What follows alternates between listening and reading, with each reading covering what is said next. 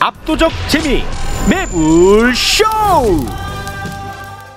자, 세상은 어떻게 돌아가는지 네. 정말 그 중요합니다. 특히나 그 러시아와의 관계가 요즘 안 좋죠. 조금 걱정이 되는 그런 상황입니다. 자, 그럼 시간이 없는 관계로 그 많은 세계 이슈 제목 수준에서 만나러 갑니다. 세계로 뻗을래요. 이거 제목 수준 되게 싫어하셔 출연자들이. 죄송합니다. 너무 귀한 분들인데 죄송합니다. 자, 먼저 김준형 의원님 어서 오십시오. 네, 안녕하십니까. 네, 시간 반갑습니다. 없죠? 네. 오늘 그 6.25 행사 갔다 오셨어요? 예, 갔다 왔습니다. 그러셨군요. 네. 거기에 맞는 복장이군요. 아니 그렇기도 하고 네. 오늘 제가 그 현장에 가면 방해될까 현장에 못 가지만 어제 돌아가신 분들 위해서 이렇게 하루 종일 읽고 있습니다. 네. 아유, 고맙습니다. 네. 자, 그리고 외교, 국방, 안보, 천공 전문가 김종대 전 의원님 어서 오십시오. 안녕하십니까. 네, 반갑습니다. 뭐 다 전문가는 아니고. 아니 제가 말씀드린 거는 다 전문 분야 맞잖아요. 아니 외교는 우리 김준영 의원님이 전문가. 아니 근데 요즘에 있잖아요. 갑자기 겸손해지셨어요. 홍길동처럼 여기 끝나면 딴 데 가시고 그거 끝나면 또 딴 데 유튜브를 하루에 한 10개 시간 넘게. 없다고 나도 지금 다음 스케줄 가야 돼. 다음 스케줄이. 요새 켰다 하면 김종대 의원님밖에 안 나와요. 바쁘다고 좀 빨리 진행하자고. 그 의원님. 그 바쁘면 원천이 매불쇼 아닙니까? 참 그러는데 자꾸 앞순서가 늘어지니까. 죄송합니다. 사과드리겠습니다. MBC에서 보이던데. 죄송합니다. 아니 MBC도 녹화를 같이 해서 둘이 같이 녹화하고 있는데 좀 갑시다. 지금 유튜브 가야 됩니다. 계속 그러시더라고. 2시간 찍고 20분 내보내니 엑기스 다 내버리고 겨우 그거 내보내는 2시간을 녹화해. 편집 많이 했네. 진짜 못 죄송합니다. 네. 시간 없으니까 요 정도 광고 제품 하나 챙겨드리겠습니다. 네. 자, 그리고 러시아 전문가입니다. 일리아 교수님 어서 오십시오. 네, 안녕하십니까. 네, 반갑습니다. 교수님이셨구나. 죄송합니다. 저희가 좀 너무 정신없게 싸우느라고. 괜찮습니다. 네. 다 그런 분위기가 좋습니다. 네. 그래도 이분들 다 국회의원 출신이거나 국회의원분들입니다. 네, 영광입니다. 네, 고맙습니다. 네. 자, 그러면 한러 관계에 대한 이야기를 좀 나눠볼 텐데요. 뭐 어디부터 짚으면 될까요? 일단 그 러시아에서는 지금 대한민국을 어떻게 보고 있어요? 맞아, 궁금하다. 그리고 북한을 어디까지 갖고 갈 것이냐? 그리고 중국은 또 어떻게 관계 설정할 것이냐? 솔직히 그 러시아의 입장을 좀 듣고 싶네요. 우선 질문을 너무 많이 하셨어요. 죄송합니다. 제목 수준에서 시간이 없어서 한 번에 털려고 하지 죄송합니다. 그러니까 우선 러시아에서 공식적인 언론, 그러니까 친정부 국영 언론과 실제 러시아 사람들이 뭐 인터넷에서 다는 댓글 그리고 반정부의 언론, 소위 말하는 진보 언론사를 이제 따로따로 볼 필요가 있어요. 네. 국영 언론은 지금은 잔치예요. 푸틴 대통령과 북한까지 가서 완전히 지금 막 그렇게 칭찬하고 있고 찬송하고 있어요. 그러니까 이게 또 너무 재미있는 게 전쟁 이전과 전쟁 후에 러시아 언론을 통해서 비추어주는 북한의 그림이 굉장히 많이 달라졌거든요. 예전에는 그러니까 우크라이나 전쟁 전후로. 네. 예전 같은 경우는 이제 북한에 대한 이미지가 중립이거나 약간 부정적이었다면 지금은 완전히 극도로 친북한 쪽으로 뭐 지금은 또 그 방북하면서 러시아의 그 국영 TV를 보면 뭐 얼마나 잘 사는 나라고 주체가 얼마나 좋은 세상이고 상당히 뭐 음식도 굉장히 맛있고 뭐 등등등 문화적으로도 띄우네요. 엄청 많이 띄고 있어요. 그러면은 제가 잘 몰라서 그런데 그 전에는 북한에 대해서 중립이거나 약간 부정적인 입장이었다라고 말씀하셨잖아요. 네. 그 약간 부정적인 입장이었던 건 왜 그랬던 거예요? 과거에는? 정치적인 이유 때문에. 독재. 왜냐하면 노래도 독재잖아. 북한 그래도 좀 나요. 좀 나요. 그 정도는 아니고. 죄송합니다. 근데 그 이전에는 그래도 북한이라는 나라가 전 세계적인 질서를 무너뜨리거나 아니면 뭐 핵 문제 때문에 약간 부정적인 시선이 있었다면 지금은 거의 180도로 이제 바뀐 거예요. 큰 의미가 있네요. 이 진짜 의미가 굉장히 중요하다. 이 문화적으로 이게 들어가면 이거 굉장히 무서운 의미거든요. 그게 이제 친정부 성향의 국영 언론의 논조다. 네. 그거는 이제 뭐 정부 논조랑 같겠죠. 그렇죠. 자, 그러면 이제 댓글 다시 말해 민심은 어떻습니까? 민심은 정반대예요. 민심은 이제 러시아 사람들이 약간 그런 게 있어요. 정부가 발표하는 것과 실제로 러시아 사람들이 다르게 생각하는 것을 숨기는 게 잘해요. 그러니까 이제 정부가 우리는 북한과 친구다, 뭐 누구랑 친구다 얘기를 하는 그게 정부가 하는 말일 뿐이라는 거 사람들이 알고 있고 실제 인터넷 댓글이나 뭐 이런 게 들어보면 뭐 북한 따위야 뭐 이런 우리가 이제는 북한이란 친구를 하고 있다 약간 시니컬하게 하는 댓글이 굉장히 많아요. 얼마나 격이 떨어졌으면 이제 북한하고 같이 놀냐. 좀 비꼰다는 거는. 비꼰다는 거죠. 근데 북한이 국제적 위치가 그 정도 수준이군요. 네, 그렇죠. 이번에 많이 이렇게 빌드업 시켜주고 엄청 굉장히 지금 북한을 만들어주는 듯한 느낌이 들어요. 러시아 정부가. 아니 그 북한도 내부 사정을 우리가 들어가 보면 잔치겠네. 북한이야말로 진짜. 네, 그렇죠. 말씀 들어보니까. 그렇죠. 그러니까 러시아에서 지금 북한과 관련된 행사도 엄청 많이 하고 있고요. 저도 이제 플라디보스토크에 남아 있는 같은 대학교 출신인 교수님이나 뭐 그런 쪽에 종사하고 있는 사람들을 물어보면. 뭐 갑자기 뭐 무슨 예술팀이라든가 미술팀이라든가 뭐 콘서트 공연 갑자기 많이 열리게 돼요. 러시아에서. 그래요? 북한과. 와씨. 이거 좀 약간 무서운 거 아닌가요? 아니 거의 냉전 시대 분위기 같습니다. 이제는. 오늘날 북한 군부의 지도부가 이렇게 현대전을 만드는 사람들이 대부분 모스크바 유학파들입니다. 그래서 이제 김정일 위원장 시절에 이제 어떤 핵 전략이라든가 현대적인 어떤 개념들이 도입됐는데 그분들이 옛날에 모스크바에 유학했던 유학파들 출신이고 그랬던 것이 한동안 중단됐다가 요즘 다시 재개될 조짐이거든요. 근데 얘기 듣고 보니까 외교의 힘이란 대단하군요. 어떻게 하루 아침에 마치 버튼 누르는 것처럼 이렇게 완전히 양국 관계가 바뀝니까? 아니 이거는 제가 보기에는 한 30년 이래 우리 주변 정세에서 상당히 중요한 판의 이동이고 지금 어떤 지정학적인 가장 중요한 변수라고 할 수가 있고요. 만약에 이런 변화를 기화로 우크라이나에 무기 지원까지 하게 된다면 이건 정말 큰 변화입니다. 지금 정부에서는 그걸 검토하겠다는 거잖아요. 네. 일본 언론들이 일제히 이걸 보고 왔는데 대한민국 외교 정치의 가장 중요한 전환이라고 얘기하고 있어요. 그게 바로 여기 북러 정상회담에 대한 반작용으로서의 우크라이나 무기 지원. 생각보다 심각해요. 그런데 이걸 지금 공언하고 있고 러시아는 그랬다가는 우리도 북한에 지원하겠다. 이 양쪽의 지금 이 심리적인 어떤 상황은 구체화만 된다면 이거는 가장 큰 변화라고. 아니 북러 관계에 그래서 주선자가 윤석열 대통령이라고 봐도 돼요? 그런 거죠. 아주 오히려 만들어주는 거예요. 빈답 우리가 시켜주는 거예요. 우리가 지금 독립변수예요. 북러가 가까워지는데 독립변수는 한국이에요. 왜? 그러니까 우리가 여기서 프레임에 빠지면 안 돼요. 뭐냐 하면 저는 아직까지 러시아에게 북한은 잠재된 카드지 현실 카드가 아니에요. 맞아요. 왜냐? 지금 이렇게 보시면 돼요. 한미일은 내용은 거의 동맹인데 동맹이라고 안 불러요. 그런데 러시아와 북한은 동맹처럼 보이잖아요. 기업처럼. 내용이 하나도 없어요. 그러면 서로 뭐 군사를 주둔한다든지 훈련을 같이 한다든지 무기가 교환된다든지 이런 내용이 하나도 없단 말이에요. 그럼 러시아가 왜 저렇게 하느냐? 이거는 우리를 계속 괴롭히거나 한미일이 합쳐서 우리를 하게 되면 사용할 카드라고 경고하는 거예요. 아직까지 내용이 없는데 이 내용은 당신들 하기에 달려 있다. 그러니까 그거를 우리가 위협으로 느끼지 말고 아직도 기회가 있는 거예요. 우리가 저 프레임에 빠져들지 않을 기회가 있다. 오늘 지금 들어오기 전에 속보가 하나 있어요.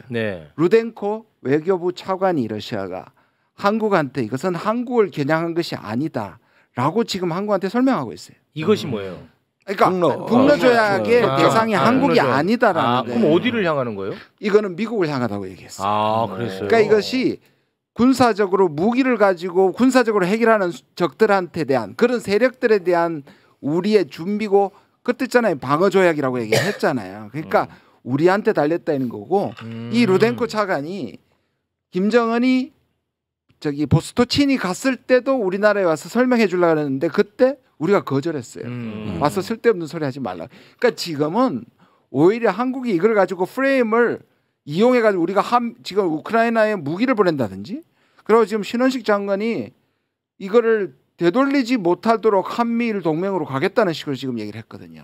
초안을 우리가 짜고 있어요. 가을에. 아니 그런데 이거 얼마나 심각한 문제인가를 내가 설명을 드리는데 자 지금 우크라이나 무기 지원에 대해서 우리가 재검토하겠다 그랬습니다. 맞습니다. 이 말 걷어들이기 쉽지 않습니다. 지금 미국이나 유럽은 한국이 우크라이나에 군사 지원하라는 압력을 우리가 몰라서 있습니다. 그렇지 안 보이는 데서 지금 어마어마하게 들어오고 있습니다. 아시다시피 미국과 유럽은 우크라이나 지원에 지쳤어요. 거기에다 트럼프가 집권하면 지원 안 하겠다는 거예요. 그러면은 그 대체 보완제로서 한국의 무기 지원은 지금 이 서방 전체의 관심사입니다. 그런데 여태까지는 우리가 모르쇠로 이렇게 어느 정도 거리를 하고 간접 지원을 해왔는데 이젠 직접 지원을 할 수 있다는 말을 꺼내는 순간 네. 이제는 한국의 군사 지원에 대한 기대치를 잔뜩 높여가지고 맞습니다. 이거 물리기가 쉽지가 않은 거예요. 물려요. 그러니까 결과적으로 이 우리 정부는 외국의 우크라이나 무기 지원의 압력을 계속 견디다가 언젠간 주긴 줘야겠는데 북러 정상회담을 핑계로 해서 실행할 수도 있는 구조입니다. 그렇게 해서 미국의 압력을 작년에 보십시오. 4월에 국빈 방문한다고 우크라이나에 155mm 포탄 50만 발 줬습니다. 네. 우리 전시 비축탄까지 빼서 그랬던 정부인데 또 이제 서방에서 새로운 압력이 있을 때 안 주고 베깁니까? 그래서 지금까지는 이렇게 침묵으로 관리해 왔는데 말을 해버렸으니 네. 예, 이런 부분들 앞으로 관리가 쉽지 않다는 거예요. 자 그러면 지금 뭐 팩트 체크 한번 해보겠습니다. 러시아는 지금 실제 그러면 한국에 대해서는 어떤 입장입니까? 한국, 북한 말고. 여론은 굉장히 항상 좋았고 지금도 좋은데 지금도 좋아요? 좋아요. 아유 고맙습니다. 좋아합니다. 러시아 사람들은 굉장히 호의적이에요. 한국에 대해서? 한국에 대해서 러시아 사람들. 그럼 왜 그래요? 뭐 여러 면이 있고 뭐 문화적인 면도 있고 뭐 케이팝이나 등등등 뭐 여러 가지가 있는데 그러니까 원래 역사적으로 봤을 때는 특히나 러시아 극동 지역과 아주 긴밀한 관계를 갖고 있는 그런 두 나라이기 때문에 네. 아직까지는 그게 있어요. 근데 정부 입장에서 봤을 때는 아까도 의원님 말씀하셨지만 이거는 그러니까 굉장히 압박을 안 하려고 지금 보여주는 거예요. 그러니까 신호를 보내는 거지 아직은 뭐라 본격적으로 활동하기 시작하거나 본격적으로 협박하지도 않았어요. 그리고 또 재미있는 분석을 제가 하나 봤는데 러시아에서 이번에 북한과 베트남을 같이 방문했잖아요, 푸틴이. 네. 그게 어떻게 해석했냐면 네. 왜냐하면 그러니까 바로 직전에 몇 달 전에 푸틴이 중국에 갔다 왔는데 네. 그 중국과의 그 회의가 푸틴이 생각했던 것보다 훨씬 더 미달했어요. 거의 결과가 없었어요. 그래서 뭔가가 아마 오가는 얘기가 있었는데 그래서 중국에게 우리가 오로지 중국이 아닌 다른 선택지가 있다라는 것을 보여주기 위해서 푸틴이 지금 중국과 굉장히 껄끄러운 관계를 갖고 있는 나라를 방문하고 있는 거예요. 그게 북한. 네, 북한하고 베트남도 중국이랑 그렇게 막 그렇게 친구가 아니에요. 그래서 우리가 사실상은 너희들 아니더라도 굉장히 갈 나라들이 있다. 이런 분석도 있어요. 근데 지금은 약간 메시지 차원이라면 우크라이나에 우리가 이제 직접 무기 지원을 하는 순간에 이제 또 다른 차원의 문제가 되는 그래서 거죠. 지금 그거는 레드라인을 넘어가. 아까 말씀하신 것처럼 사실 우리가 제재까지 하는 경제 제재까지 하는 때는 기분은 나빴지만 지금 북러 간에 문제가 없다. 한러 간에 문제가 없다고 이게 오히려 러시아 쪽에서 그렇게 해요. 제재까지는 이미 해결됐다. 근데 진짜 문제는 살상무기거든요. 근데 말씀하신 것처럼 지금 제가 영국 대사나 독일이나 미국에서 듣는 것만 하면 한국이 무기뿐만 아니라 참전까지도 해야 된다라고 주장하는 사람들이 있어요. 이건 나쁜 놈이지. 그래서 제가 지금 뭘 준비하냐면 근데 막을 길이 없어요. 이게 무기 수출이 아니고 지원이잖아요. 우리가 지금 역사상 분쟁 국가인데 중동 전쟁 때 그래요. 무기를 지원한 적이 없습니다. 역사상. 한 번도 없어요? 한 번도 없습니다. 근데 이걸 지원하는데 막을 수 있는 방법도 없어요. 그래서 제가 지금 빨리 법안을 준비해 가지고 분쟁 지역에 그걸 못 보내는 걸 지금 마련하고 있는데 이게 보통 힘든 게 아니에요. 시간도 걸릴 것이고 지금 급한 마음이에요. 진짜 그렇게 되면 큰일이에요. 근데 다 말뿐이니까 법안도 마찬가지예요. 이런 걸 검토하고 있다는 게 정치가 되는 거예요. 네, 그렇죠. 아니 의원님, 설마 그 윤석열 대통령이 그런 결단을 내리지는 않겠죠. 아니, 저도 그러길 바랍니다. 그러니까요. 그런데 이렇게 하루가 다르게 악화되는 주변 환경은 뭡니까? 우리가 외교적으로 아무 수단도 써먹지도 못하고 계속 지금 이런 걸 통제를 못하고 있잖아요. 지금 아까 아직 시간이 있거든요. 지금은 오히려 러시아를 만날 때예요. 한미일이 만날 때가 아니라 우리가 러시아를 만나서 이간질해야 되는 때입니다. 아주 쉽게 얘기하면 북러 사이에 이간질할 타임이 남아 있고 러시아는 이간질을 받아들일 준비가 돼 있어요. 이간개라고 하세요. 이간질이라고 하는 거 다 손자병법에 나오는 거예요. 그다음에 지금 보수 일각에서 아주 재밌는 주장이 나오고 있는 게 뭐냐면은 북러 정상회담의 의미를 너무 과대평가한 나머지 지금 이제 한국이 중국에 접근해야 될 때다. 뭐라고요? 우리가 중국에 접근해야 될 이게 때다. 이제 전 안보실장 김성한 교수의 주장입니다. 네. 지금 빨리 한중 대화를 시작하자. 그래서 한중 대화로 러시아를 견제하자. 그러면 여태까지 그 중국 꼬라박는다. 중국 경제한다고 한미일이 합쳐야 된다고 하더니 그러니까 지금 보수 뭐야? 근데 이 사람이 윤석열 정부 초기 안보실장이란 말이야. 그러니까 내가 이렇게 보니까 저기 보수도 헷갈리는 거야. 야 저기 북러가 뭉친 우린 중국에 접근해서 흔들어대야 돼.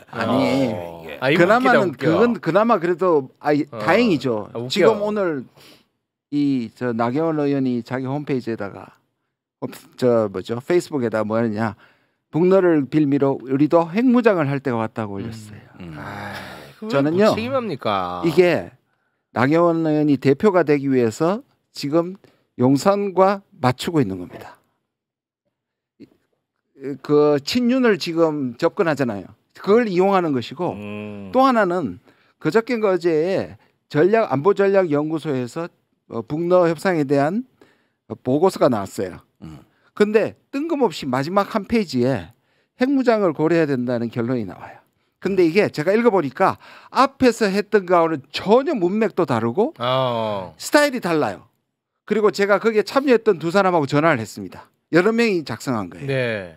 자기들이 작성한 바 없고 의논한 바가 없는 결론이 들어갔다. 어디서 들어온 거예요? 그러니까 위에서 들어온 거죠. 아니 근데 윤석열 대통령도 핵무장에 대해서는 우리가 잃는 게 많다는 이야기를 계속 해왔잖아요. 근데 그것을 뒤에서 누군가가 용산의 누군가 그리고 조선일보가 계속 주장하는 몇 명이 제가 이거는 또 외신 기자한테 들은 제보입니다. 왜냐하면 지금 정부 내에는 핵무장을 기본 추진하기 위해서 핵무장을 주장하는 학자들과 연구자들을 모아서 이것을 정당화시키는 계속 프로젝트가 진행되고 있다는 제보를 받았다는 거예요.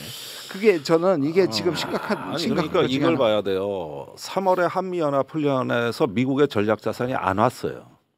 그때 역대급 전략자산이 전개된다고 하는데 아무것도 안 왔습니다. 그 바람에 민주당이 선거 편하게 치른 겁니다. 한반도 주변에서 별일 없이.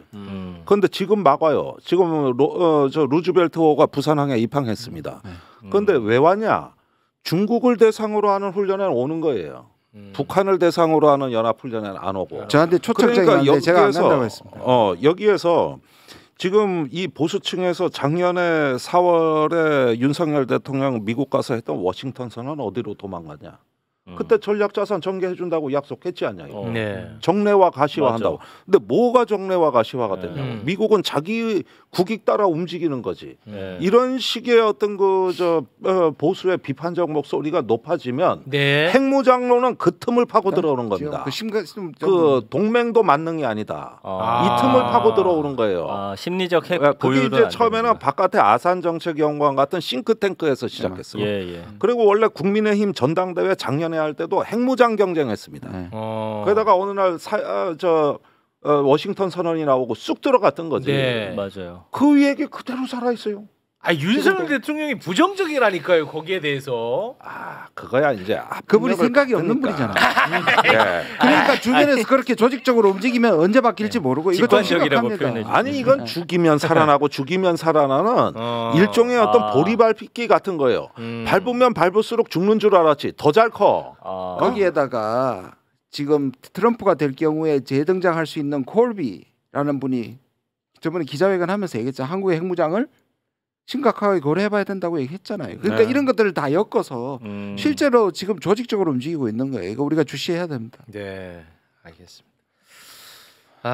또 괜히 그 핵무장 얘기 어디 가서 하지 마세요, 교수님. 네. 이거 또 괜히 일 키우는 뭐 큰일 납니다. 네, 알겠습니다. 러시아와의 관계 알았어요. 보내드릴게요. 끝낼 거예요. 아니 마지막으로 한마디만 달라고 하는데 그럼 한러 관계에 대해서 한마디 하고 마무리 짓겠습니다. 네. 우리 교수님께서 그러니까 저는 다른 문제도 그렇지만 지금 현 정권이 외교를 너무 못한다고 개인적으로 생각하고 있어요. 여태까지는 진보든 보수든 이렇게 전혀 신경 안 쓰고 방치하듯이 하는 외교가 처음인 것 같아요. 그러니까 지금은 굉장히 많은 속도로 여러 가지 일들이 일어나고 있고 계속 정세가 바뀌는데 그거에 작돈마저도 반작돈도 안 드는 아무것도 그러니까 어떤 상황이지 벌어지고 있는지 인지조차 못하는 이 상황 자체를 그런 얘기인 것 같아서 저는 약간 조금 불안합니다. 네, 뭐 잘할게요. 왜냐하면 또 여기 똑똑한 분들 많으니까요. 우리 얘기도 안 들어. 알겠습니다. 자, 그럼 오늘은 여기서 마무리 짓겠습니다. 점점 이 적들만 많이 생기는 큰일이네, 상황이라 큰일이다. 진짜 큰일이다. 적들만 많이 생기고 우리 편인 일본은 우리 기업 뺏어가고.